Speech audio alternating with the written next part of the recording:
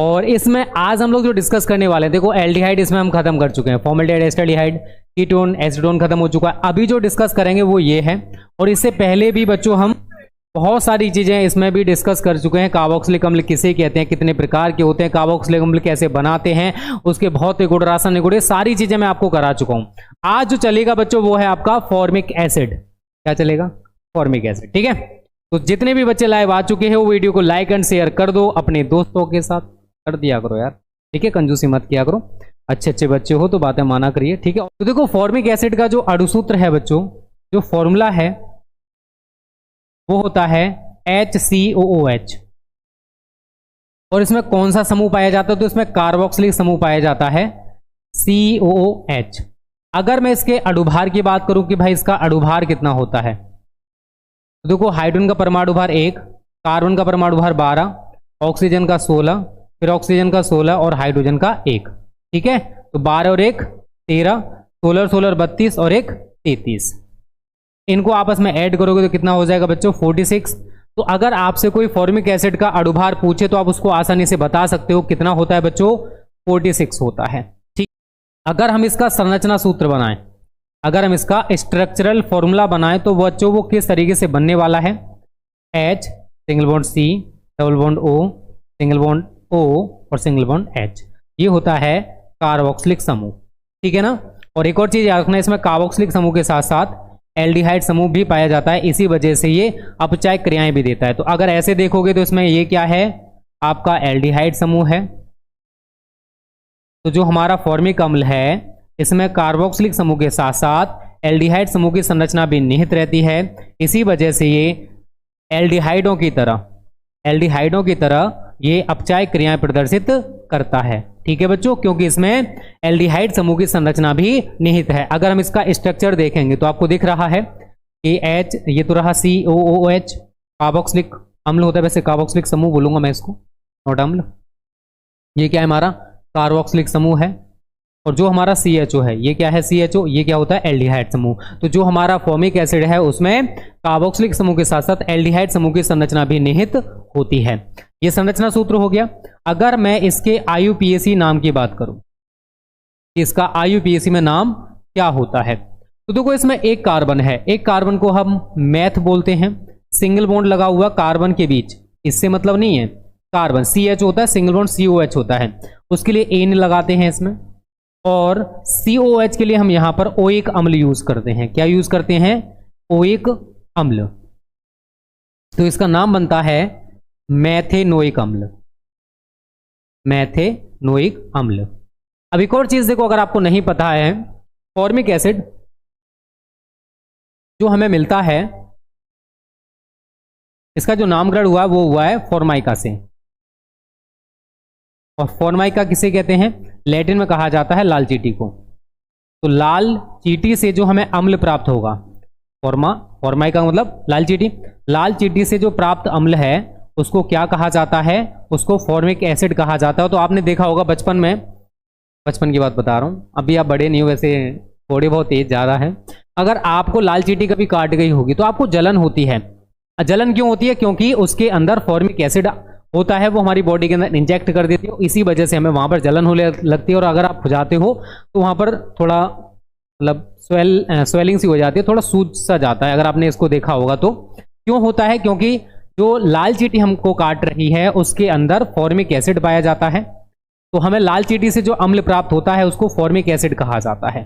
इस चीज को आप लोगों को बच्चों याद रखना है। ये छोटी छोटी चीजें हैं बट आपको पता होनी चाहिए। गुड इवनिंग भाई सभी के लिए।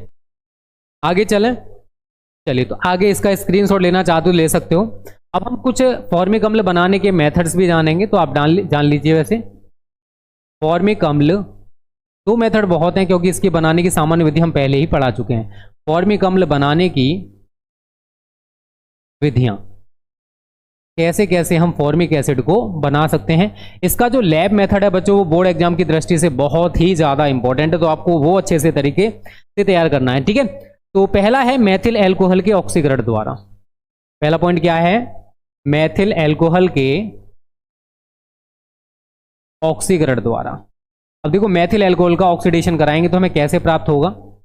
मेथिल एल्कोहल के ऑक्सीकरण द्वारा। देखो अगर आपको नहीं पता है बच्चों तो मेथिल अल्कोहल का जो फॉर्मूला है वो क्या होता है, CH3OH। ठीक है, और हम इसका क्या करा रहे हैं, ऑक्सीकरण, नवजात ऑक्सीजन। ये कहां से मिलेगा हमें, ये मिलेगा K2Cr2O7 और सांद्र H2SO4 की आपस में क्रिया कराने के बाद। ठीक है, इनकी आपस में क्रिया होगी, नवजात ऑक्सीजन मिलेगा। अब ये नवजात ऑक्सीजन इसके साथ कनेक्ट होकर क्या बनाएगा, सबसे पहले अगर आपको पता है तो मैं आपको बता चुका हूं कि किसी भी एल्कोहल का अगर आप ऑक्सीडेशन कराते हो तो हमें समान कार्बन का एल्डिहाइड प्राप्त होता है। यहां पर अगर आप देखोगे तो आपको एक ही कार्बन इसमें दिख रहा होगा। अब एक ही कार्बन का एल्डिहाइड कौन सा होता है, तो वो होता है HCHO, फॉर्मेल्डिहाइड। और इसके साथ साथ जल का हमारा एक अणु मुक्त हो जाएगा। तो ये क्या बना हमारे यहां पर, फॉर्मेल्डिहाइड। ठीक है, ये क्या है बच्चों, हमारा मेथिल अल्कोहल है। ये तो अभी हमें यार फॉर्मेल्डिहाइड थोड़ी ना बनाना, हमको क्या बनाना है, फॉर्मिक एसिड। तो जो यहां पर आपका फॉर्मेल्डिहाइड बना है इसका फिर से ऑक्सीडेशन करा दो आप, HCHO plus Nestor oxygen is given you, presence आपकी सेम रहेगी। ठीक है, अब ये ऑक्सीजन इसी के साथ कनेक्ट हो जाएगा तो क्या बन जाएगा, HCOOH। तो ये हमारा बच्चों फॉर्मिक अम्ल यहां पर बन चुका है। तो ऐसे करके हम फॉर्मिक अम्ल को बना लेते हैं। तो देख लीजिए ये हमारा पहला मेथड है फॉर्मिक एसिड को बनाने का। इसका लैब मेथड सबसे ज्यादा इंपॉर्टेंट है। एक बार सभी बच्चे देख लो, जितने बच्चे लाइव हो, बहुत ही कम लाइव हो। ठीक है, बेइज्जती सी करा रहे हो तुम लोग, या तो इसका नोटिफिकेशन नहीं गया, मुझे ऐसा लग रहा है। ठीक है, देख लीजिए सभी बच्चे देख लीजिए, स्क्रीनशॉट ले लेना। ठीक है, चलिए नेक्स्ट पॉइंट डाल लीजिए, दूसरा पॉइंट, मेथिल फॉर्मेट का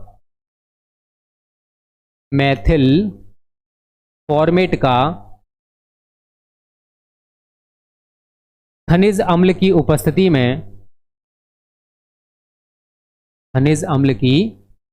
उपस्थिति में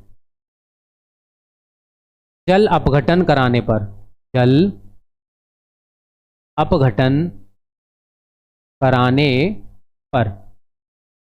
देखो मेथिल फॉर्मेट का अगर फॉर्मूला पता है तो बहुत अच्छी बात है, अगर नहीं पता तो कोई दिक्कत नहीं है। ठीक है, मेथिल फॉर्मेट का फॉर्मूला होता है HCOOCH3। इसका क्या करा रहे हो आप, जल अपघटन, मतलब जल से क्रिया, H सिंगल बॉन्ड OH किसकी प्रेजेंस में, खनिज अम्ल मतलब H2SO4 की प्रेजेंस में। अब रिएक्शन क्या होने वाला है थोड़ा सा हमको वो समझना है। तो इसका HCOO इसके H के साथ जुड़ जाएगा तो क्या बन जाएगा, HCOOH प्लस। इसका ये जो CH3 आपको दिख रहा है इसके OH के साथ जोड़ देंगे तो क्या बन जाएगा, CH3OH। तो ये बच्चों हमारा फॉर्मिक अम्ल बन चुका है। ये हमारा फॉर्मिक एसिड यहाँ पर हम लोगों ने बना लिया। और ये जो आपको दिख रहा है ये है बच्चों आपका मेथिल अल्कोहल। देखो रिएक्शन सबसे ज्यादा जरूरी है, बिना रिएक्शन के आप बोर्ड में अच्छा स्कोर नहीं करने वाले हो, ये आप लोग कान खोल के सुन लीजिए। मेहनत आपको करना पड़ेगा। अगर आप ऐसे ही सोच रहे हो कि बिना मेहनत के 90+ आ जाए, नहीं आने वाला है। ठीक है, इस चीज को आप लोग याद रखना, जब तक आप खुद से नहीं करोगे तब तक 90+ नहीं आने वाला। चलिए सभी बच्चे देख लीजिए, अब जो इंपॉर्टेंट चीज है ना वो यहां से स्टार्ट होगी। ठीक है, ये तो हो गया हमारा 2 मेथड, बहुत है, ज्यादा मत पढ़िए, इतना बहुत है। अब जो तीसरा मेथड है वो है प्रयोगशाला विधि, कि हम इसको प्रयोगशाला में कैसे बनाएंगे। ये सबसे ज्यादा इंपॉर्टेंट है, बोर्ड की दृष्टि से यही चीज पूछी जाती है, प्रयोगशाला विधि। इंग्लिश में इसको क्या कहते हैं बच्चों, लैब मेथड। क्या कहते हैं, लैब मेथड। ठीक है, तो यहां पर आप लिखोगे प्रयोगशाला में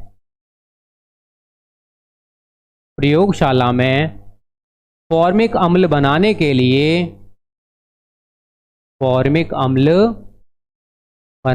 लिए क्या करेंगे बच्चों, नहीं पता है, मैं बता दूंगा। तो अगर हमें प्रयोगशाला में फॉर्मिक अम्ल बनाना है तो प्रयोगशाला में फॉर्मिक अम्ल बनाने के लिए ग्लिसरॉल को इसकी रिएक्शन थोड़ा अच्छे से समझना, ऑक्जेलिक अम्ल के साथ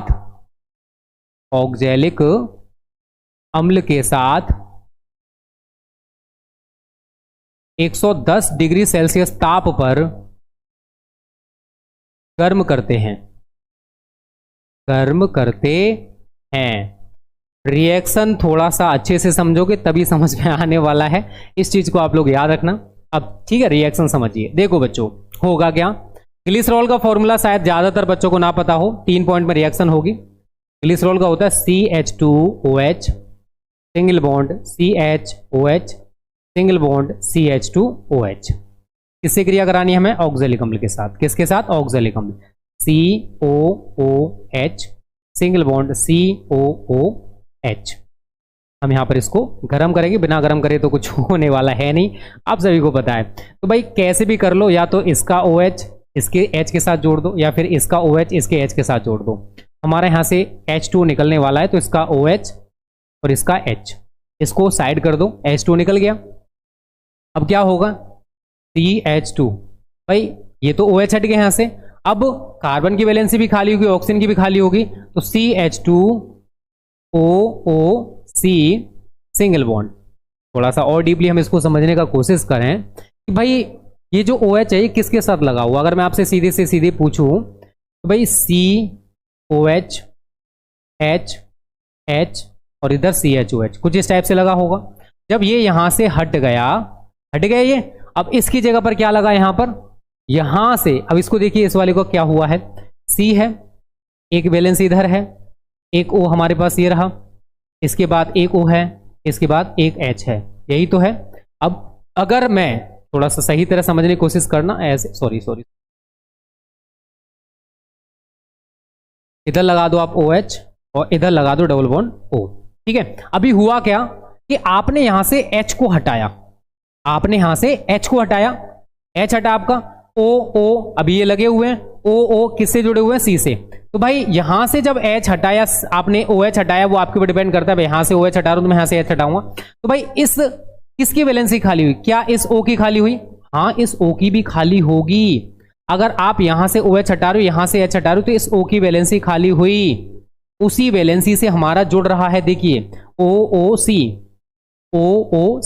और हम इस नीचे वाले पोर्शन को लिख देंगे COOH, और यहां पर जैसा है वैसा ही लिख दीजिए CHOH सिंगल बॉन्ड CH2OH, और जल का एक अणु हमारे यहां पर बच्चों मुक्त हो जाएगा। तो ये आपका जो बना ये है ग्लिसरॉल मोनोऑक्सलेट। थोड़ा रिएक्शन आप 1-2 बार करोगे तो आपको और अच्छे से समझ में आ जाएगी। पहला पॉइंट में हमारा ये खत्म हुआ, कैसे हुआ वो आपकी समझ में आया, थोड़ी बड़ी रिएक्शन है। सेकंड पॉइंट में क्या होगा कि जो आपका यहां पर बना है इसको फिर से हम यहीं पर ले आएंगे, CH2 single bond OOC single bond CHOH single bond CH2OH, यहां पर है सिंगल बॉन्ड COOH। अब हम इसको कितने ताप पर गर्म करेंगे? 110 डिग्री सेल्सियस ताप पर इसको गर्म किया जाएगा। तो होगा क्या, इसका ये जो आपको दिख रहा है COO, ये CO2 के रूप में बाहर निकल जाएगा, और H को हम इस C से चिपका देंगे। COO आपस में मिलकर क्या बना लेंगे? CO2। तो यहां पर आपका CO2 बच्चों निकल चुका है। अब यहां से जब ये हटा तो ये वाला H इस C के साथ जुड़ जाएगा। तो हम क्या लिखेंगे? CH2 single bond OOC single bond H single bond CHOH single bond CH2OH। इसका नाम है ग्लिसरॉल मोनोफॉर्मेट। ग्लिसरॉल मोनोफॉर्मेट रिएक्शन टिपिकल नहीं है बच्चों, बस सही तरह इसको समझने की कोशिश करो कि हमारा जो यहां पर प्रोडक्ट बना था ग्लिसरॉल मोनोऑक्सलेट, इसको हम यहां पर लेकर आए, और जब हमने इसको 110 डिग्री सेल्सियस ताप पर गर्म किया तो ये इसका CO2 ये वहां पर निकल गया, और ये वाला H इस C के साथ यहां पर जुड़ गया। इसका नाम क्या है? ग्लिसरॉल मोनोफॉर्मेट। पहले आप इन 2 रिएक्शंस को देखिए। हाँ, टिपिकल थोड़ी सी तो है, मैंने ये नहीं बोला है, थोड़ा सा बस भगवान ने जो दे रखा है ना, थोड़ा सा दिमाग उसको लगाइए। यहां से सबसे पहले इसका OH और यहां से इसका H, इसको हटा दीजिए और इसको उल्टा करके यहां पर चिपका दीजिए। जब यहां से OH हटा तो OOC करके यहां पर चिपका दो, OOC, और C के साथ ही ये लगा हुआ है सिंगल बॉन्ड COOH, और जल का एक अणु निकल गया। फिर हम इसको यहां पर लेकर आएंगे, और जब इसको हमने 110 डिग्री सेल्सियस पर गर्म किया तो क्या हुआ? इसका COO मतलब CO2 निकल गया, और ये वाला H इस C के साथ बच्चों यहां पर जुड़ गया। इसका नाम क्या है? ग्लिसरॉल मोनोफॉर्मेट। ये 2 पॉइंट्स हमारे यहाँ पर कंप्लीट हो चुके हैं। अब तीसरे पॉइंट में क्या होने वाला है वो थोड़ा सा आप लोग समझ लीजिए। अभी हम क्या करेंगे, अभी जो यहाँ पर बना है ना इसका जल अपघटन कराएंगे। क्या कराएंगे बच्चों, जो आपका इधर बना है इसका आप करा दीजिए जल अपघटन, ठीक है। चलिए थर्ड पॉइंट में समझिए, जो हमारा उधर बना क्या बना, CH2 single bond OOC single bond COO sorry single bond H, यहां पर आपका H ही लगा हुआ है, single bond CHOH single bond CH2OH। अब इसका क्या कराओगे आप, जल अपघटन मतलब जल से क्रिया, H सिंगल बॉन्ड OH और यहां पर आप लिख दीजिए ज का मतलब जल अपघटन बच्चों हम इसका करा रहे हैं। अब होगा क्या यार, थोड़े से आप लोग भी समझदार हो शायद, HCOOH ये यहां पर ऐसे करके इसको इसके साथ कनेक्ट करा दो, क्या बन गया HCOOH बन गया, HCOOH। और ये वाला जो OH है यहां से जब ये हटेगा, ये सारी चीज हटेंगी तो ये OH इस कार्बन की इस वाली वैलेंसी से OH यहां पर जुड़ जाएगा, ठीक है। तो यहां पर क्या बना HCOOH plus CH2OH single bond CHOH single bond CH2OH। तो ये बच्चों हमारा क्या बन गया, ये बन गया ग्लिसरॉल, ठीक है। और ये जो आपको दिख रहा है बच्चों ये है हमारा फॉर्मिक एसिड या फॉर्मिक अम्ल, ठीक है। और ये क्या है, ये शायद सभी जानते हो, ये जल है और ये ग्लिसरॉल मोनोफॉर्मेट है। तो इस तरीके से लैब मेथड के द्वारा हम लोग फॉर्मिक अम्ल को बना लेते हैं। हाँ 3 पॉइंट्स में बच्चों ये क्लियर होता है, इस चीज को आप लोग याद रखना, 3 पॉइंट्स में, पहला दूसरा 3 पॉइंट्स में हमारे खत्म होगा, इस चीज को आप लोग याद रखना, ठीक है। अब डाल लीजिए बनाने का मेथड। अब हम यहां पर एक डायग्राम बनाएंगे सुंदर सा प्यारा सा, बनाने की विधि, मेथड ऑफ प्रिपरेशन, ठीक है। तो शायद सभी लोग जो हम लोग अब तक करते आ रहे हैं वैसा ही हम यहाँ पर थोड़ा थोड़ा डायग्राम बनाएंगे। और 7:15 बजे देखो न्यूमेरिकल्स की क्लास है, तो ज़्यादा से ज़्यादा बच्चों को सेशन में आना है। और इस टाइम पर सभी को बता दीजिए अब ये क्लास आपकी इसी टाइम पर बच्चों हुआ करेगी, ठीक है। क्योंकि मैथ्स वाले सर थोड़े से हमारे, आप सभी ने देखा होगा उनके अंदर एनर्जी थोड़ी सी खत्म हो जाती थी क्योंकि वो लगातार ऑफलाइन पढ़ाते रहते थे, इसलिए अब हमने बोला कि भाई ऐसे काम नहीं चलेगा सर जी, थोड़ी एनर्जी के साथ पढ़ाया करिए। तो फिर हमने उनका टाइम चेंज कर दिया कि अब वो आएंगे तो एनर्जी के साथ आएंगे आपको पढ़ाने के लिए, क्योंकि मैथ्स में भाई एनर्जी ना हो तो फिर बेकार है, ठीक है बच्चों। इसी वजह से मैथ्स का क्लास हमने थोड़ा सा डिले किया है, जिससे कि वो नहा धो के खा पी के आया करें थोड़ी एनर्जी के साथ। ऐसे करके आप लोग एक डायग्राम बनाइए, इसको हम लोग बालू उस्मक पर रखेंगे, इस पर रखा हुआ ये बालू उस्मक पर, ठीक है। यहाँ पर हम स्टैंड लगा देंगे तो रोकने के लिए, नहीं तो गिर जाएगा। ये इससे टच करा दोगे ऐसे करके, और यहां पर नीचे हम लगा देंगे बच्चों एक बर्नर। क्या लगा देंगे, एक बर्नर, ऐसे करके,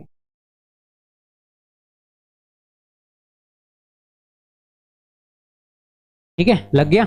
अब यहां पर हमने क्या ले रखा है बच्चों, आपने क्या क्या ले रखा है इसमें ये बताओ, ग्लिसरॉल और ऑक्जेलिक अम्ल। तो हम यहां पर उसको भर देंगे ग्लिसरॉल और ऑक्जेलिक अम्ल को। तो यहां पर आप लोग लिख सकते हो इसमें कि यहां पर हमारा ये क्या है, ग्लिसरॉल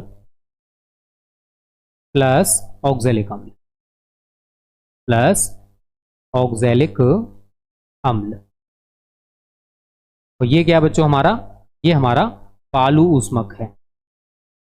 ये क्या है बच्चों, बालू ऊष्मक, ठीक है। अब यहां पर हम ताप का पता लगाने के लिए ना एक थर्मामीटर भी लगा देंगे। आप लोग यहां पर ऐसे करके एक थर्मामीटर भी चिपका देना, मतलब लगा देना।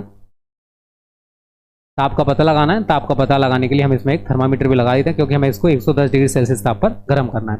गर्म करने पर क्या होगा, इसमें से फॉर्मिक अम्ल की वाष्प मुक्त होगी। क्या होगा बच्चों, इसमें से फॉर्मिक अम्ल की वाष्प मुक्त होने वाली है। ऐसे करके आप इसको बनाना सीख लीजिए थोड़ा थोड़ा।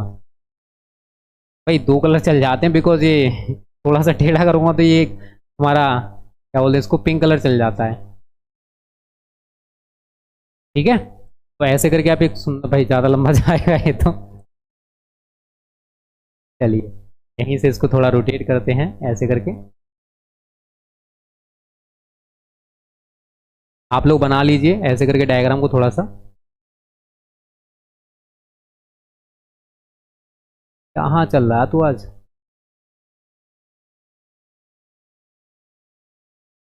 ठीक है, डायग्राम को थोड़ा सा बनाना सीख लीजिए, और जब आप पैमाने वाने यूज करके बनाओगे तो अच्छा सा प्यारा सा बना लोगे, मेरी तरफ भद्दा सा ना बना पाओगे। ठीक है, और आप लोगों को सुंदर सा ही बनाना है बोर्ड में, जिससे कि एग्जामिनर आपको दिल खोल के नंबर दे दे। ठीक है,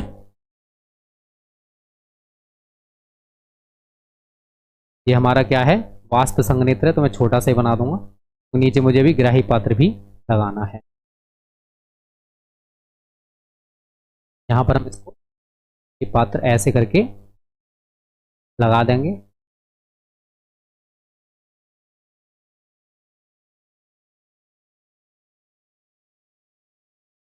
ठीक है, तो यहां से ये द्रवित होकर ऐसे करके नीचे बैठ जाता है। ठीक है, यहां पर आप यहां से ठंडा जल प्रवेश कराओगे, यहां से आपका गर्म जल निकलता रहेगा। यहां पर आप चाहो ना कि स्टैंड भी लगा देना, जिससे कि ये रुका रहे, नहीं तो गिर जाएगा। थोड़ा सा सही तरह बनाओगे तो आपको एकदम लेवल में आ जाएगा। हमारा थोड़ा सा इधर उधर हो गया है, इसी वजह से एक रफली बना दे रहा हूँ मैं, तो यहाँ पर पूरा वो नहीं बना रहा। यहाँ पर एक स्टैंड हमारा लगा हुआ है, जिससे कि रुका रहे, गिरे नहीं। ठीक है, ये हमारा वाष्प संघनित्र है बच्चों। यहाँ से हम क्या करते हैं, इसमें नीचे से ठंडा जल भेजते रहते हैं, और ऊपर से यहाँ से आपका गर्म जल निकलता रहता है। थ्योरी इसकी देखो ज़्यादा टिपिकल नहीं है। ये क्या है, हमारा एक थर्मामीटर है। ऐसे करके दिखा दोगे और ऐसे करके कर दोगे। अब देखो थ्योरी हमें थोड़ा सा लिखना सीखना, बिकॉज डायग्राम से ही हमें थ्योरी बनानी होती है। मैं आपको बार बार बोलता हूँ, तो जो आपने रामायण जो भी आपने इसमें किया है वो आप थ्योरी में लिखते हो। आपने यहाँ पर क्या क्या किया, थोड़ा सा दिमाग लगा के सोचो। आपने क्या किया, एक गोल पेंदी का फ्लास्क लिया। इस गोल पेंदी के फ्लास्क में आपने ले रखा है ग्लिसरॉल और ऑक्जेलिक अम्ल। इसको हम बालू उष्मक पर रखकर, ये हमारा क्या है बच्चों, ये हमारा है बर्नर। बर्नर की सहायता से गर्म करते हैं। ऐसा करने से फॉर्मिक अम्ल, बट कितने ताप पर गर्म करते हैं इसको, लगभग 110 डिग्री सेल्सियस। थर्मामीटर में टेम्परेचर हमें कितना रखना है, लगभग 110 डिग्री सेल्सियस ताप पर इसको गर्म करेंगे। और ताप का पता लगाने के लिए हम क्या करते हैं, इसमें एक थर्मामीटर लगा देते हैं। ऐसा करने से किसकी वाष्प मुक्त होगी बच्चों, यहां से फॉर्मिक अम्ल की। ऐसा करने से फॉर्मिक अम्ल की वाष्प मुक्त होती है, जिसे कहां भेजेंगे, ये क्या है बच्चों आपका, ये है वाष्प संघनित्र। ये क्या है बच्चों आपका, वाष्प संघनित्र है, जिसे वाष्प संघनित्र में भेजकर द्रवित करके ग्राही पात्र में एकत्रित कर लेते हैं। तो यहां पर हमें क्या मिलेगा, यहां पर मिलेगा हमें फॉर्मिक अम्ल। और बस इस फॉर्मिक अम्ल में क्या होता है, जल की अशुद्धि होती है। क्यों होती है, क्योंकि फॉर्मिक अम्ल का जो क्वथनांक है 101 डिग्री सेल्सियस और जल का होता है 100 डिग्री सेल्सियस। अब इन दोनों के क्वथनांकों में केवल 1 डिग्री सेल्सियस का अंतर है। इसी वजह से हम क्या करते हैं, इनको आसवन विधि से अलग अलग नहीं कर सकते। ठीक है, इनको आसवन विधि से अलग नहीं किया जाता। जो हमें फॉर्मिक एसिड प्राप्त होगा उसमें किसकी अशुद्धि मिलेगी आपको, उसमें जल की अशुद्धि मिलेगी। किसकी अशुद्धि मिलेगी, जल की। क्यों मिलेगी, क्योंकि भाई जल का क्वथनांक 100 डिग्री सेल्सियस है और फॉर्मिक एसिड का 101 डिग्री सेल्सियस होता है। थ्योरी बड़ी सिंपल सी है, ज्यादा टिपिकल नहीं है कि आप लोग इसको लिख नहीं पाओगे। फिर से एक बार समझ लो, एक गोल पेंदी के फ्लास्क में ग्लिसरॉल व ऑक्जेलिक अम्ल लेकर बालू उष्मक पर रखकर बर्नर की सहायता से गर्म करते हैं। ताप का पता लगाने के लिए, और कितने ताप पर गर्म करते हैं, 110 लिख सकते हो। ग्लिसरॉल व ऑक्जेलिक अम्ल लेकर बालू उष्मक पर रखकर बर्नर की सहायता से लगभग 110 डिग्री सेल्सियस ताप पर गर्म करते हैं। ताप का पता लगाने के लिए इसमें एक थर्मामीटर भी लगा दिया जाता है इस फ्लास्क में। गर्म करने पर आप सभी को पता है किसकी वाष्प मुक्त होगी, इसमें से फॉर्मिक अम्ल की वाष्प मुक्त होती है, जिसे वाष्प संघनित्र में भेजकर द्रवित करके ग्राही पात्र में एकत्रित कर लेते हैं। लेकिन फॉर्मिक अम्ल में जल की अशुद्धि होती है, जिसे हम आसवन विधि से अलग नहीं कर सकते हैं। ये थोड़ा सा थ्योरी आपको लिखना पड़ेगा, जो कि हर बच्चा लिख लेगा। ज्यादा टिपिकल तो है नहीं कि आप लोग लिख नहीं पाओगे, बहुत ही आसान है। बस थोड़ा सा हमको दिमाग लगाना है, क्योंकि देखो ज्यादातर अगर आपने फॉर्मेल्डिहाइड पढ़ा है, एस्टल्डिहाइड पढ़ा है, या कुछ भी पढ़ा है, एसीटोन पढ़ा है, मैथिल एल्कोहल पढ़ा है, कोई भी पढ़ा है, अगर मैंने डायग्राम से कुछ बनाना सिखाया है तो वो चीजें आपको बनानी है, रटनी नहीं है, बनानी सीखनी है। आप इससे थ्योरी को बनाना सीखो। कितना रटोगे मेरे दोस्त, बहुत कुछ है। तो रटना नहीं है, केवल समझना है कि हमने इसमें क्या क्या किया है। हमने एक गोल पेंदी का फ्लास्क लिया, इसमें ग्लिसरॉल व ऑक्जेलिक अम्ल लेकर बालू स्मग पर रखकर 110 डिग्री सेल्सियस ताप पर बर्नर की सहायता से गर्म करते हैं। अब ताप का पता लगाने के लिए हमने क्या लगा दिया, इसमें एक थर्मामीटर लगा दिया। क्या लगा दिया, एक थर्मामीटर लगा दिया। और जब हमने इसको गर्म किया इनको आपस में, तो किसकी वाष्प मुक्त होगी, फॉर्मिक अम्ल की। फॉर्मिक अम्ल की वाष्प को हम कहाँ भेजेंगे, वाष्प संघनित्र में। इसका काम क्या होता है, वाष्प को ठंडा करना, वाष्प को द्रवित करना। ठीक है, सभी को पता है, नहीं पता तो मैंने बता दिया। तो ये वाष्प संघनित्र क्या करता है, उसको द्रवित करके ग्राही पात्र में हम उसको एकत्रित कर लेते। ये उसको द्रवित कर देगा, क्योंकि नीचे से ठंडा जल प्रवेश कर रहे हैं, ऊपर से गर्म जल निकल रहा है। जो भी वाष्प आ रही है वो नीचे तक आते आते वो द्रवित हो जाती है, अर्थात ठंडी हो जाती है। अब होता क्या है, फॉर्मिक अम्ल में केवल और केवल जल की अशुद्धि होती है, जिसे हम लोग आसवन विधि से अलग नहीं कर सकते, क्योंकि इनके क्वथनांकों में 1 डिग्री सेल्सियस का अंतर होता है। तो इतनी सी थ्योरी बच्चों आपको लिखनी पड़ेगी। ज़्यादा टिपिकल थ्योरी नहीं है, बहुत आसान है, बट एक दो बार आप खुद से इसको समझोगे तो आपको समझ में आ जाएगा। क्या डिस्कस किया बच्चों, फॉर्मिक एसिड को डिस्कस किया, शायद सभी बच्चों को पता ही है। फॉर्मिक एसिड बनाने की सामान्य विधि और उसकी प्रयोगशाला विधि हम डिस्कस कर चुके हैं। आज हम इसके भौतिक गुण और रासायनिक गुण पढ़ने वाले हैं। तो सबसे पहले आप डाल लीजिए भौतिक गुण, फिजिकल प्रॉपर्टीज। तो पहला है यह रंगहीन। अगर कलर देखोगे तो बच्चों इसमें कोई भी कलर नहीं होता। तीक्ष्ण गंध वाला, सूंघकर देखोगे बड़ी अजीब सी स्मेल आएगी। तीक्ष्ण गंध वाला क्या है, ये एक लिक्विड है, एक द्रव है। ये हमारा पहला पॉइंट हो गया। अगर मैं इसके क्वथनांक की बात करूं तो नंबर 2, इसका क्वथनांक 101 डिग्री सेल्सियस होता है। कितना होता है बच्चों, 101, मतलब लगभग जल के बराबर होता है। तीसरा, यह जल एल्कोहल व ईथर में पूर्ण रूप से घुल जाता है।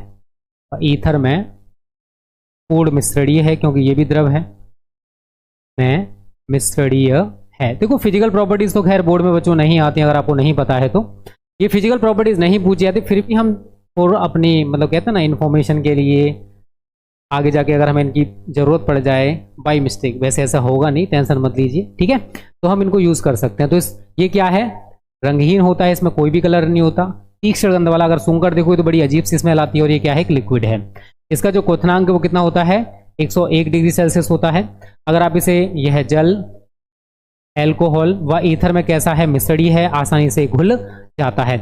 ये बोर्ड में नहीं पूछे जाते, बट आप तैयार कर लेना, ठीक है। तैयार करने में कुछ नहीं जाता है। जो पूछे जाते हैं बच्चों वो पूछे जाते हैं इसके रासायनिक गुण। क्या पूछे जाते हैं, इसके रासायनिक गुण या केमिकल प्रॉपर्टीज। ये हमसे बोर्ड में वो पूछता है। इंग्लिश में मैं सीपी लिख दे रहा हूं, बस इतने से काम चला लेना। सी का मतलब केमिकल और पी का मतलब प्रॉपर्टीज। अब यार ये अम्ल है तो किससे क्रिया करेगा, क्षारों से क्रिया करेगा। तो सबसे पहला पॉइंट हम डालेंगे यहां पर, क्षारों से क्रिया। क्षारों से क्रिया, ठीक है। अब फॉर्मिक अम्ल का बच्चा सूत्र क्या होता है, HCOOH। किससे क्रिया करा रहे हो आप, NaOH के साथ, इज गिवन यू। अब होगा क्या कि हम यहां से इस H को हटा देंगे, इसकी जगह पर इस Na को लगा देंगे। ये वाला H और ये वाला OH ये आपस में क्रिया करके बच्चों क्या बनाएंगे, H2O। तो इस Na को आप H की जगह पर चिपका दीजिए, तो HCOONA प्लस ये वाला OH और ये वाला H और OH आपस में क्रिया करके बच्चों यहां पर क्या बनाएंगे, H2O या फिर जल का एक अणु। तो ये जो बना इसको कहते हैं सोडियम फॉर्मेट। इसको क्या बोलते हैं बच्चों हम, सोडियम फॉर्मेट इसको कहा जाता है। ये क्या है हमारा, सोडियम हाइड्रोक्साइड या कॉस्टिक सोडा इसको कहते हैं, अगर आपको नहीं पता है तो। ये क्या है हमारा, कॉस्टिक सोडा है। ये क्या है, ये है बच्चों हमारा फॉर्मिक अम्ल। इस तरीके से हमारी क्रिया होने वाली थी, ज्यादा टिपिकल नहीं, आसानी से हो जाएगी। आप किसी भी क्षार के साथ क्रिया करा सकते हो। तो HCOOH अगर मैं कॉस्टिक पोटास के साथ कराऊं plus KOH is given you. तो ये वाला H हम यहां से हटा देंगे और इसकी जगह पर ये वाला K बच्चों यहां पर इस H की जगह पर लग जाएगा। और ये वाला H और ये वाला OH, H और OH ये आपस में क्रिया करके बच्चों यहां पर क्या बना लेंगे, जल का एक अणु H2। और हम HCOO को K के साथ जोड़ देंगे तो क्या बनेगा, COOK। इसका नाम क्या है? Potassium format. क्या नाम है बच्चों इसका? Potassium format. तो ये है बच्चों हमारा पहला रिएक्शन। अगर क्षारों से हमें क्रिया करानी हो तो हमें इस टाइप से इसकी क्षारों से क्रिया करा सकते हैं। क्लियर है? क्षारीय ऑक्साइडों से क्रिया। अब आप सभी क्षारीय ऑक्साइड पूछोगे, तो जो क्षार धातुएं होती हैं और क्षारीय मृदा तत्व होते हैं, ये क्या करते हैं? ऑक्सीजन से क्रिया करके क्षारीय ऑक्साइड बना लेते हैं। अगर हम HCOH, ये हमारा फॉर्मिक एसिड है, अगर इसकी क्रिया हम Na2O के साथ कराएंगे, ये हमारा क्या है? एक क्षारीय ऑक्साइड है। या फिर HCOOH है फॉर्मिक एसिड, इसकी क्रिया हम CaO के साथ कराएंगे, तो हमें क्या मिलेगा? तो हमें इनके लवण मिलेंगे, अम्ल। और यहाँ पर भी क्षारीय ऑक्साइड हो तो क्षारीय मान सकते हो। अब होने क्या वाला है? यहाँ पर Na कितने? 2, तो हम इसके आगे 2 लगा देंगे, तो इसका 2HCOO इसके 2Na के साथ लग जाएगा, तो क्या बनेगा? 2HCOONA+। कितने H है यहाँ पर बच्चों? 2। अब ये 2 हाइड्रोजन और ये वाला एक ऑक्सीजन आपस में क्रिया करके क्या बनाएंगे? H2O। तो ये क्या बना हमारा? Sodium format. अगर आप देखोगे तो आपकी इससे पहले वाली रिएक्शन की तरह ही समथिंग हो गया। ये क्या है? सोडियम ऑक्साइड है, अगर आपको नहीं पता तो। ये क्या है? Sodium oxide. अगर पता है तो बहुत अच्छी बात है, भगवान का शुक्र है कि आपको थोड़ा बहुत याद है। अगर हम फॉर्मिक एसिड की क्रिया कैल्शियम ऑक्साइड या बुना भुजा चूना के साथ कराएं तो क्या होने वाला है? देखो Ca की वैलेंसी 2 होती है, अगर आपको नहीं पता है तो हम इसके आगे 2 लगा देंगे, तो ये इतना HCOO और इसके आगे 2 लगा हुआ, तो मैं इसको लिखूंगा HCOO का होल ट्वाइस Ca+। इसके कितने हाइड्रोजन हैं? 2। और यहाँ पर कितने ऑक्सीजन हैं? 1। तो ये आपस में मिलकर क्या बना लेंगे बच्चों? H2O। तो ये जो बना आपका, ये है कैल्शियम फॉर्मेट। इसको क्या बोलते हैं बच्चों? इसको कैल्शियम फॉर्मेट बोला जाता है, इफ यू डोंट नो। और ये फॉर्मिक एसिड और कैल्शियम ऑक्साइड है। तो जब भी हम किसी भी, फिर से सुनो, जब भी हम किसी भी क्षारीय ऑक्साइड की क्रिया फॉर्मिक एसिड के साथ कराएंगे तो हमें लवण और जल, ये क्या है? एक लवण है, एक साल्ट है, एक लवण है। तो अम्ल और क्षार आपस में क्रिया करके लवण व जल बनाते हैं। अगर आपको नहीं पता है तो बच्चों मैंने बता दिया। दूसरा रिएक्शन क्लियर है सभी को? धात्विक कार्बोनेटों व बाइकार्बोनेटों से क्रिया। धात्विक कार्बोनेटों व बाइकार्बोनेटों से क्रिया। बाइकार्बोनेटों से क्रिया। तो कैसे ये धात्विक कार्बोनेटों और बाइकार्बोनेटों से क्रिया करेगा, हमको ये देखना है। धात्विक कार्बोनेटों से क्रिया कराओ पहले तो। फॉर्मिक अम्ल का सूत्र HCOOH, मतलब C नहीं है, HCOOH होता है। किससे क्रिया करा रहे हो? धात्विक कार्बोनेट, मतलब Na2CO3। अब बाइकार्बोनेट की बात आएगी तो HCOO plus NaHCO3 is given you. अब रिएक्शन हमको सही तरह समझना है, बिना रिएक्शन के कुछ भी नहीं होने वाला बच्चा। अब रिएक्शन क्या होएगा, कैसे होएगा, थोड़ा सा समझिए। Na आपके 2 हैं, बट यहाँ पर HCO 1 है, तो मैं इसके आगे 2 लगा दूंगा। तो इसका HCO 2 तक है, तो आप यहाँ लिखोगे 2HCOONA। ठीक है? HCOO 2 लगा हुआ था, Na कितने थे? 2, जो कि हमने पीछे लगा दिए। इतने में किसी को दिक्कत नहीं होना चाहिए। आगे क्या होगा? ये CO3 है बच्चों, एक को यहां से हटा दीजिए, plus CO2 carbon dioxide gas, और यहां पर 2 H हैं। कितने H हैं बच्चा? 2 H हैं, और यहां पर एक ऑक्सीजन आपका बचा हुआ है। तो 2 हाइड्रोजन और एक ऑक्सीजन क्या बनाएंगे? H2O। तो ये क्या है हमारा? Sodium format. रिएक्शन इसकी ज्यादा टिपिकल नहीं है, बहुत आसान है, बस सही तरह आपको समझना है। ठीक है? अगर हम बाइकार्बोनेट, इसका नाम तो आपको पता होना चाहिए, वैसे सोडियम कार्बोनेट है बच्चों इसका नाम। ये सारी रिएक्शंस आप अच्छे तरीके से तैयार कर लेना। सोडियम कार्बोनेट, और ये जो NaHCO3 आपको दिख रहा है, इसका नाम है सोडियम बाइकार्बोनेट। सोडियम बाइकार्बोनेट, इसका नाम तो सभी जानते हो भाई, फॉर्मिक एसिड है। अभी इसमें क्या होने वाला बच्चा? तो इसका HCOO इसके Na के साथ लग जाएगा, तो इसका HCOOH की जगह पर हम क्या करेंगे, इस Na को लगा देंगे और ये वाला H आप इधर लेके चले जाओ, H को हटा दो, Na को लगा दो, तो क्या बनेगा HCOONA प्लस। वही है भाई, यहां से एक ऑक्सीजन कम कर दो आप, क्या रह जाएगा CO2 प्लस एक हाइड्रोजन ये रहा, एक ये रहा, दो हाइड्रोजन है, एक ऑक्सीजन है, क्या बन जाएगा H2O। तो ये जो बना ये बच्चों ये क्या है आपका सोडियम फॉर्मेट। तो इस तरीके से हम इस टाइप की रिएक्शंस को आसानी से बच्चों कर सकते हैं। बस थोड़ा सा भगवान ने जो नहीं दे रखा उसको यूज कर लिया करो, वो क्या है आप लोग जानते हो, बताने की जरूरत नहीं है। जल्दी से लाइक एंड शेयर करिए। चलो ठीक है, चौथा पॉइंट डाल लीजिए एस्टरीकरण। ठीक है, एस्टराइजेशन शायद सभी को पता है। एस्टरीकरण क्या होता है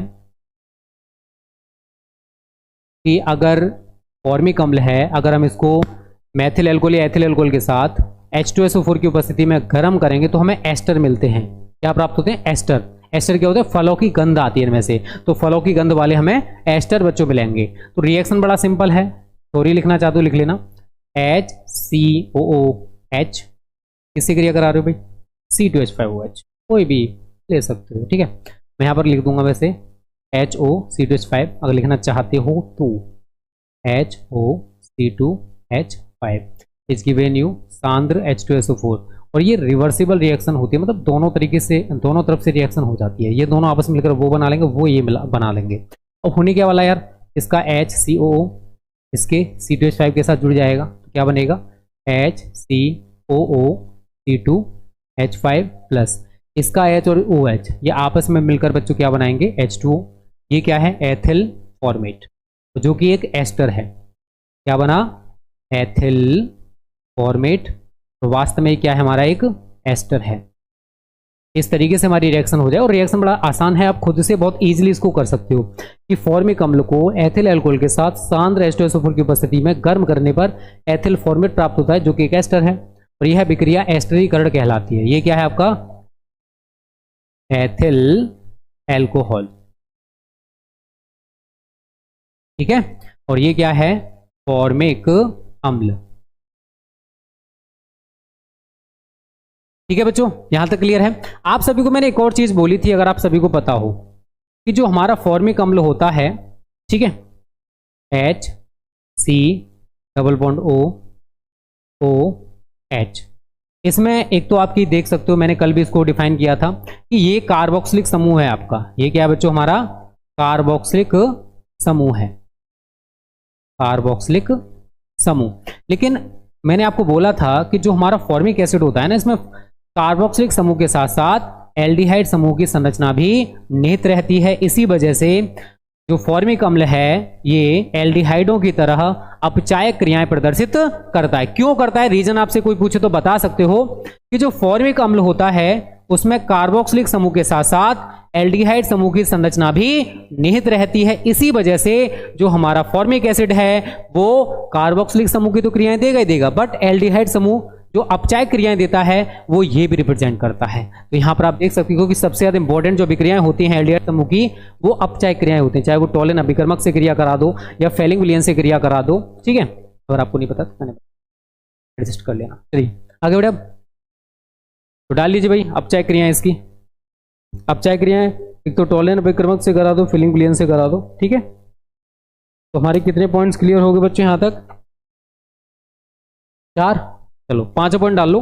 टोलेन अभिकर्मक से क्रिया, 5वां क्या है आपका, टोलेन अभिकर्मक से क्रिया। कुछ बच्चे जो हमारे पहली बार इस क्लास को देख रहे होंगे वो कह रहे होंगे सर क्या पढ़ा रहे हो, कुछ पल्ले नहीं पढ़ रहा है। भाई ऑर्गेनिक है बच्चों, ये ऑर्गेनिक पढ़ने के लिए हमें क्या करना पड़ेगा, थोड़ा सा पीछे जाना पड़ेगा, क्योंकि हमारी बहुत सारी क्लासेज हम इसमें आपको पढ़ा चुके हैं, वो क्लासेज आपको देखनी पड़ेंगी तभी जाके समझ में आएगा। अब टोलेन अभिकर्मक क्या होता है, अगर आपको नहीं पता है तो NH4OH प्लस AgNO3, इन दोनों का जो मिश्रण है ना वो टोलेन अभिकर्मक बच्चों कहलाता है, इन दोनों का मिश्रण। अब रिएक्शन भी बड़ा आसान है, थोड़ा सा बस हमको ध्यान से समझना। पहला पॉइंट आप डालिए, पहले ये दोनों ही आपस में क्रिया कर लेते हैं, NH4OH प्लस AgNO3 AgOG। ठीक है, अब होगा क्या भाई, इसका Ag और इसका OG, सॉरी OH। ठीक है, इसका Ag और इसका OG या OH, AgOH बन गया। गाना सुना होगा AgOG सुनो जी, इस टाइप से। और इसका NH4 इसके NO3 के साथ जुड़ जाएगा तो क्या बन जाएगा बच्चों आपका NH4NO3। ठीक है, तो ये क्या है सिल्वर हाइड्रोक्साइड और ये क्या है अमोनियम नाइट्रेट। अब सेकंड पॉइंट में बच्चा क्या होता है कि जो हमारा सिल्वर हाइड्रोक्साइड बना, ठीक है 2AgOH, आप ऐसे करके इसको दिखाइए। अब ये टूट जाता है Ag2O में, Ag2O प्लस कितने H हैं बच्चों 2, ऑक्सीजन 2 थे, एक आप यहां चिपका चुके हो मतलब लगा चुके हो।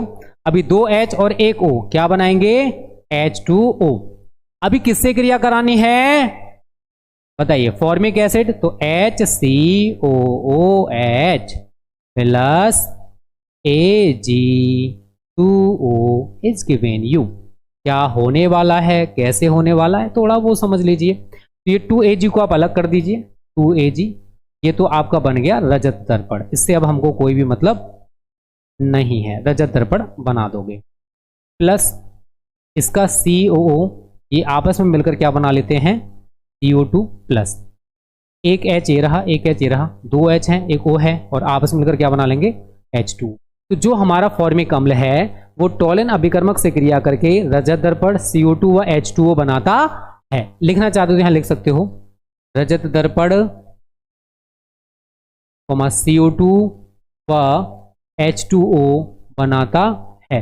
कौन बनाता है फॉर्मिक एसिड। अगर हम फॉर्मिक एसिड की क्रिया टोलिन अभिकर्मक से कराएंगे तो हमें रजत दर्पण मिलेगा, CO2 मिलेगा और H2 मिलेगा। और ये वाली रिएक्शंस आप सभी को शायद पता होंगी कि हमने आपको फॉर्मेल्डिहाइड में भी आपको कराई थी और एस्टेल्डिहाइड में भी बच्चों मैंने आपको कराई थी।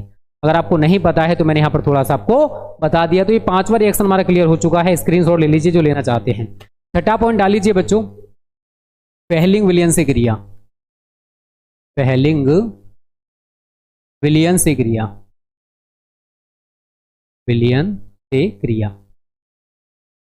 अब फेहलिंग विलियन क्या होता है तो CuSO4 प्लस NaOH, इसको क्या बोलते हैं फेहलिंग विलियन। क्या बोलते हैं फेहलिंग विलियन। कुछ बच्चे हमारे ग्रेट होते हैं जिनको थोड़ा बहुत तैयारी नहीं करके आते, मैं उनकी बात कर रहा हूं।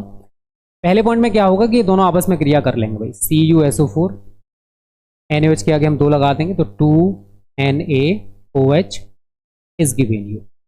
ये वाला Cu कितने OH बच्चों आपको दिख रहे हैं जरा देखिए, OH आपको कितने दिख रहे हैं यहाँ पर 2, तो यहाँ पर आपका क्या बन जाएगा CuOH का होल ट्वाइस प्लस Na2 है, SO4 है तो क्या बन जाएगा Na2SO4। समझ में आया, उम्मीद करता हूँ आ गया होगा, नहीं तो देख लो। सेकंड पॉइंट में क्या होगा, अब यहाँ पर हम फॉर्मिक एसिड को ले आएंगे HCOH प्लस CuOH का होल ट्वाइस, इसके आगे मैं 2 लगा दूंगा। 2 लगाने पर क्या होगा 2 Cu हैं तो Cu2, ऑक्सीजन देखोगे तो 2 दूनी 4 हैं, एक को आप इसके साथ चिपका दीजिए तो ये हमें Cu2O का मिल गया क्या लाल अवक्षय। आगे की जो रामायण है अभी हमारी बाकी है, तो ये COO आपस में मिलकर क्या बना लेंगे CO2 प्लस। अब जरा यहाँ पर ऑक्सीजन और इन सभी का पंगा देख लीजिए, 2 दूनी 4 थे, एक यहाँ चिपका दिए हो, 3 ऑक्सीजन अभी यहाँ बचे हुए हैं। यहाँ पर 2 दूनी 4 हाइड्रोजन है, 3 हाइड्रोजन इधर है, टोटल हाइड्रोजन कितने हो गए 6 हाइड्रोजन 3 ऑक्सीजन आपस में मिलकर क्या बनाएंगे 3H2O। तो यहां पर भी हमें Cu2O का लाल अवक्षय मिल गया। तो आप यहां पर लिख सकते हो कि जो फॉर्मिक एसिड है वो फेहलिंग विलियन से क्रिया करके Cu2O का लाल अवक्षय बनाता है। तो ये दोनों जो मैंने आपको बताई बच्चों, ये हमारी क्या है, ये अपचाय क्रियाएं हैं। 5 से क्रिया 7वां, इससे ज्यादा रिएक्शन नहीं आता है, जितना आता है वो आप देख लीजिए। इसकी अपचाय क्रिया पूछा जाता है तो अपचाय क्रिया आप लोग अच्छे से तैयार कर लेना। PCl3 व PCl5 से क्रिया, किस टाइप से PCl3 और PCl5 से क्रिया करेगा हमको वो समझना है। देखो बच्चों किसकी क्रिया करा रहे हो आप, formic acid, HCOOH plus PCl3। Okay, तो इसके आगे आप 3 लगा दीजिए बिकॉज यहाँ पर 3 Cl है, तो 3HCO 3Cl क्या बनेगा 3HCOCl, जिसका नाम है फॉर्मिल क्लोराइड। एसिटिल क्लोराइड नाम सुना होगा, वो एसिटिक अम्ल में आएगा, कल जो मैं आपको पढ़ाऊंगा। फॉर्मिल क्लोराइड प्लस अभी क्या होएगा कितने H हैं? 3। एक P, कितने ऑक्सीजन? 3। तो यहाँ पर आपका आर्थो फास्फोरस अम्ल बन जाता है H3PO3। तो ये क्या बन गया बच्चों आपका? आर्थो फास्फोरस अम्ल। ठीक है, बड़ी सिंपल सी रिएक्शन है, इसमें तो मेरे को नहीं लगता शायद एक दो बच्चों को गलती से जो नहीं पढ़ते हैं उनको दिक्कत होगा। PCl3 का मतलब है फास्फोरस ट्राइक्लोराइड, फास्फोरस ट्राइक्लोराइड। ठीक है, अब अगर हम इसी की क्रिया, ये फॉर्मिक एसिड है, अगर इसी की क्रिया PCl5 के साथ कराएंगे तो HCOOH plus PCl3 single bond Cl और single bond Cl is given you. आगे क्या होगा? HCOCl HCOCl। बहुत ही सिंपल रिएक्शन है जो आप पीछे भी पढ़ चुके होंगे, उम्मीद करता हूं। आगे क्या होने वाला भाई? ये वाला ऑक्सीजन आप PCl3 के बीच में चिपका दो तो क्या बनेगा? POCl3 प्लस ये वाला जो H है इस Cl के साथ कनेक्ट हो जाता है और आपस में मिलकर ये क्या बनाते हैं? HCl। तो ये क्या है बच्चों हमारा? ये है हमारा फॉर्मिल क्लोराइड। क्या है ये? Formal chloride. और ये क्या है? फास्फोरिल क्लोराइड, फास्फोरिल क्लोराइड। ठीक है बच्चों, और ये जो आपको दिख रहा है इसका नाम है फास्फोरस पेंटा क्लोराइड।